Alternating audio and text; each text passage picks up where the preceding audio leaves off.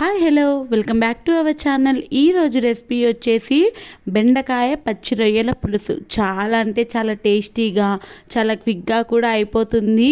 మంచి గుమగుమలాడుతూ వస్తుందన్నమాట. చాలా అంటే చాలా బాగుంటుంది.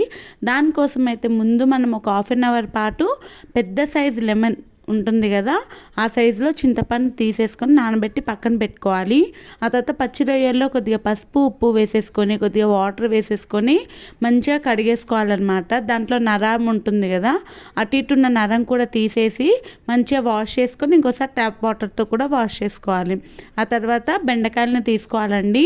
నేను ఇక్కడైతే హాఫ్ కేజీ రొయ్యలు తీసుకున్నాను. హాఫ్ కేజీ రొయ్యలకి నేను పావు కేజీ బెండకాయలు తీసుకున్నాను. ఇది కరెక్ట్ మెజర్ అండి. మొత్తం బెండకాయలు వేసినా బాగోదు, అలా అని చెప్పి రొయ్యలు ఎక్కువ బెండకాయలు తక్కువ ఉన్నా బాగోదు. ఈ క్వాంటిటీ అనేది సరిపోతుంది. ఇలా పెద్ద పెద్ద పీసెస్ కట్ చేసి పక్కన పెట్టుకోవాలి.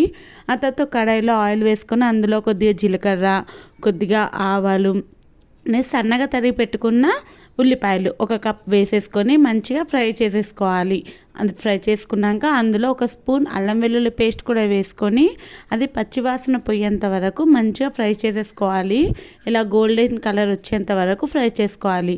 ఆ తర్వాత అందులో కొద్దిగా పసుపు ఉప్పు వేసేసుకొని ఇంకోసారి కలిపేసుకున్న తర్వాత మనం ముందుగా వాష్ చేసి పెట్టుకున్నాం కదా, ఆ పచ్చి రొయ్యల్ని వేసేసుకొని మంచిగా ఆయిల్, నెక్స్ట్ పసుపు ఉప్పు వేసాం కదా, అవన్నీ కూడా కలిపేలాగా మొత్తం కలిపేసుకోవాలన్నమాట. ఇలా కలిపేసుకొని మూత పెట్టించుకొని మగ్గించుకోవాలి. ఇలా మగ్గించుకునేటప్పుడు వాటర్ అంతా రిలీజ్ అవుతుంది. రొయ్యల్లో ఉండే వాటర్ అంతా రిలీజ్ అయిపోయి బాగా మగ్గిపోతుంది. ఇలా దగ్గరికి పడిపోతుంది అన్నమాట రొయ్యలు కూడా. ఆ టైంలో మనము నానబెట్టుకున్నాం కదా, ఆ చింతపండు జ్యూస్ని వేసేసుకోవాలి.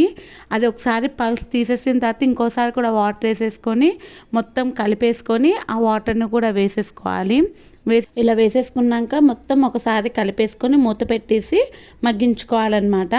ఇది మగ్గే లోపల మన ఛానల్ని ఎవరైనా ఇప్పుడే చూస్తున్నట్లుంటే ప్లీజ్ సబ్స్క్రైబ్ చేసుకోండి. అలానే పక్కనున్న బెల్ ఐకాన్ని కూడా ప్రెస్ చేసేసుకోండి. నేను ఇలా వీడియో పెట్టగానే అలా మీ ఫోన్లోకి వచ్చేస్తుంది. ప్లీజ్ సబ్స్క్రైబ్ చేసేసుకోండి మన ఛానల్ని. ఇలా మసిలిపోయిన తర్వాత అందులో ఒక 2 స్పూన్ల కారం వేస్తున్నానండి. కారం అనేది మనకు ఎంత ఇష్టం అంటే అంత వేసుకోవచ్చు. నాకు రొయ్యల పులుసు ఏంటంటే స్పైస్గా ఇష్టం. ఆ తర్వాత బెండకాయలు వేసుకొని ఈవెన్గా స్ప్రెడ్ చేసేసుకొని దాని మీద మనం ఇలా మూత పెట్టేసి మగ్గించుకోవాలి. ఇలా మగ్గించుకున్న తర్వాత ఇంకొకసారి మొత్తం కలిపేసుకోవాలి. ఇలా మొత్తం కలిపేసుకున్న తర్వాత అందులో ఇప్పుడు ఒక 2 పచ్చిమిరపకాయలు, కొద్దిగా కరివేపాకు కూడా వేసేసుకొని మొత్తం ఒకసారి కలిపేసుకొని మూత పెట్టేసి మగ్గించుకోవాలి. ఇలా మూత పెట్టి మగ్గించుకునేటప్పుడు చూడండి మొత్తం మగ్గిపోయి ఉంటుంది.